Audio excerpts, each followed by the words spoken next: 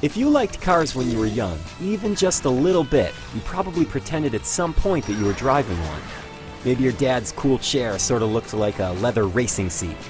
Whatever it was, almost everybody knows the feeling of holding out their hands and grabbing an imaginary wheel. That's the premise of Kinect Joy Ride, another motion-enabled launch title for Microsoft's Kinect. This family-friendly racer drops players into the driver's seat and gives them access to a number of fun modes of play. Overall, Kinect Joy Ride is a smart package, combining varying play types with a rewarding structure that almost always gives you something to work for. But the game's biggest weakness is also one of the most important elements in the racer formula, the actual driving.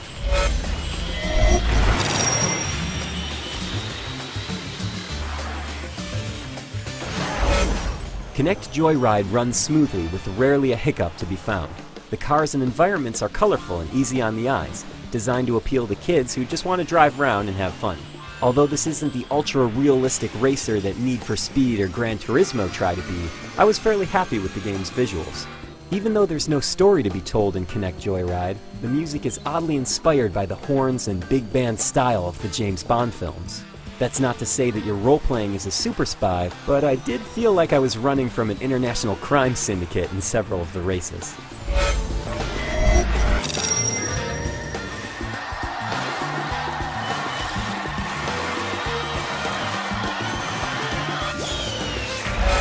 Kinect Joy Ride is laid out in an intelligent way. With every challenge you tackle, you'll be earning fans. As you build up your fan base, you'll slowly unlock content. This isn't useless content like decorative scarves for your avatar. This is stuff like cars and tracks.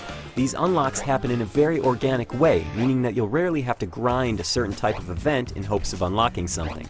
The challenges vary widely and include traditional races, races with battle items a la Mario Kart, stunt arenas, drag racing, and more.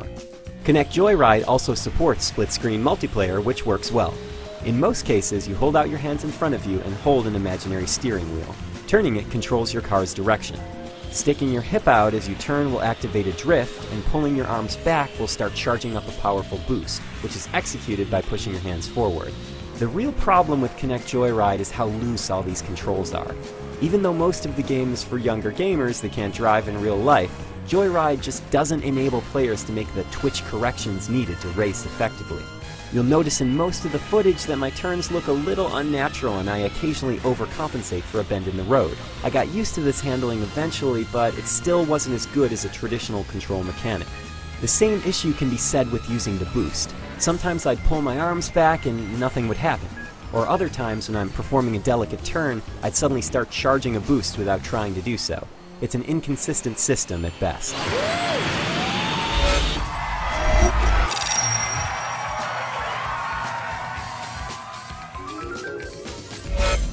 It's too bad that Kinect Joy Ride has control issues. When you look at how the game is set up, it's actually a lot of fun, with plenty of modes, rewarding unlocks, and a kid-friendly style. But the loose turning and the temperamental boost hurt this game really badly.